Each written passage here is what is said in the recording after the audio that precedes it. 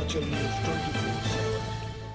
Monsoon की आपदाओं से हिमाचल को अभी तक 900 करोड़ का नुकसान हुआ है। 33 लोग अभी भी लापता है। इसके लिए केंद्र से अभी तक कोई मदद नहीं मिली है। हाँ, केंद्र से मदद का आश्वासन जरूर मिला है। ये बात मुख्यमंत्री सुखविंदर सिंह सुक्खू ने अपने सरकारी आवास पर पत्रकारों से रूबरू होते हुए कही। विद्युत परियोजनाओं पर सख्ती दिखाते हुए उन्होंने कहा कि अगर तय रॉयल्टी के आधार पर सरकार और कंपनी के बीच सहमति नहीं बनी और लोगों के हितों का ध्यान नहीं रखा गया तो सरकार SJVNL के तीनों लुहरी, सुन्नी और धौला सिद्ध हाइड्रो प्रोजेक्ट का अधिग्रहण करेगी। लुहरी एवं सुन्नी हाइड्रो प्रोजेक्ट के प्रभावित आज शिमला में मुख्यमंत्री से मिले, जिन्होंने अपनी समस्याएं मुख्यमंत्री के समक्ष रखी। मुख्यमंत्री ने प्रभावित लोगों को आश्वासन देते हुए कहा कि इसको लेकर एक कमेटी गठित की जाएगी, जो सभी प्रभावितों के हितों का ध्यान रखकर हर संभव सहायता करेगी।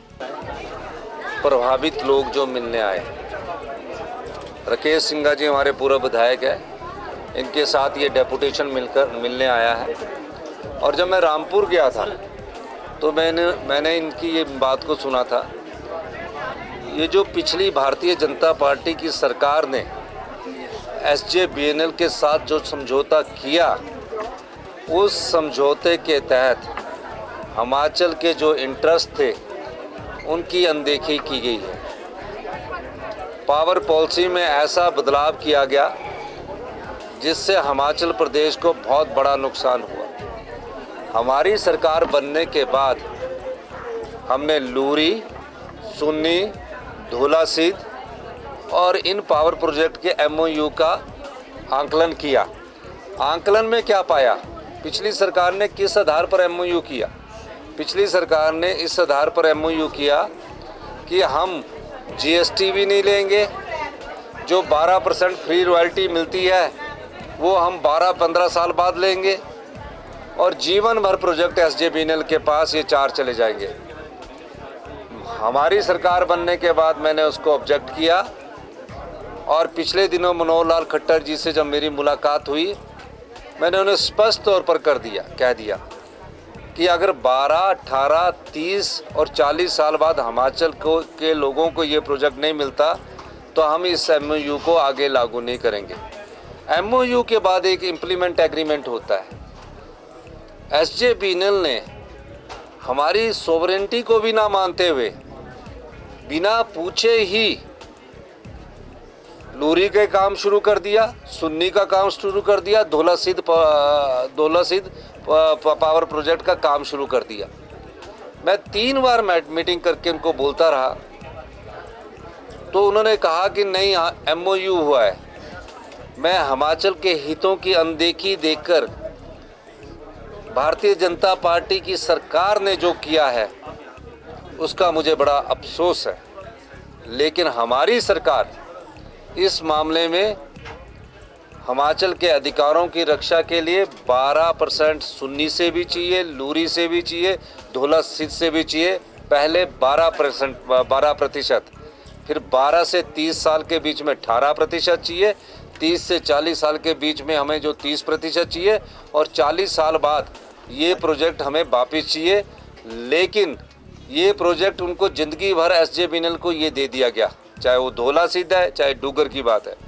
मैंने मनोहर लाल खट्टर जी से भी बात की और मैंने उन्हें स्पष्ट कहा कि अगर हमें इस आधार पर आप हमारे साथ MOU द्वारा करने को तैयार है तो हम रेडी है, वरना इन तीनों प्रोजेक्ट को हमारी सरकार टेक ओवर करेगी। ये जो समस्याएं आई है लुहरी के लोगों के साथ, इनकी समस्याओं का समाधान नहीं किया गया है, न लाडा दिया गया है।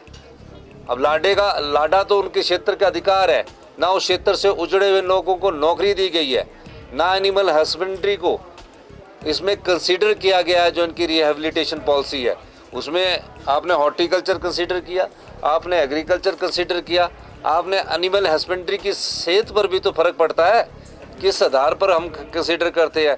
और जो इनको बेचारों को कंपनसेशन है वो अभी हमने पूरी तरह दिया नहीं है। हमने सरकार की एक कमेटी बनाकर इन सब पहलुओं को देखने के लिए कहा है और जिनके मकानों में भी दरारें आई है उसमें भी हम उनको क्या कर सकते हैं, इस दृष्टि से भी हमारी सरकार देखेगी। हिमाचल के आम लोगों को किसी प्रकार की तकलीफ़ ना हो, गरीब लोगों को किसी प्रकार की तकलीफ़ ना हो।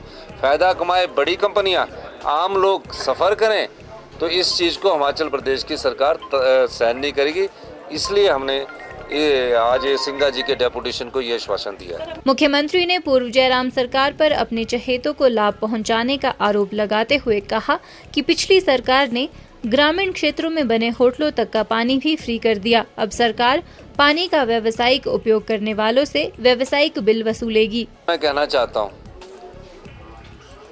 पिछली सरकार देखिए, बड़े बड़े होटल वालों को भी मुफ्त कनेक्शन मिलता था। मतलब ग्रामीण क्षेत्र में हिमाचल प्रदेश में 60% होटल आ चुके हैं, चाहे वो कसौली की बात है, चाहे शिमला के बाहर पंचायत एरिया के बाहर की बात है, चाहे कुल्लू मनाली की बात है। ये सरकार कितनी असंवेदनशील है कि उनसे पानी का बिल भी नहीं लेती थी। हमारी सरकार ने कहा चाहे वाइल्ड फ्लावर हॉल है, चाहे ताज है, चाहे जितने भी होटल है जो ग्रामीण क्षेत्र से बाहर है, उन किसी के हिसाब से प्रति किलो लीटर के हिसाब से हम पैसे लेंगे और जो पैसा आएगा उससे पानी की क्वालिटी में हम सुधार करने की दिशा में आगे बढ़ेंगे। हम पानी तो उपलब्ध करवा रहे हैं, लेकिन किस प्रकार का पानी उपलब्ध करवा रहे हैं, हम किस प्रकार का स्वच्छ जल का नारा दे रहे हैं, सिर्फ नलके के पानी को दे रहे हैं।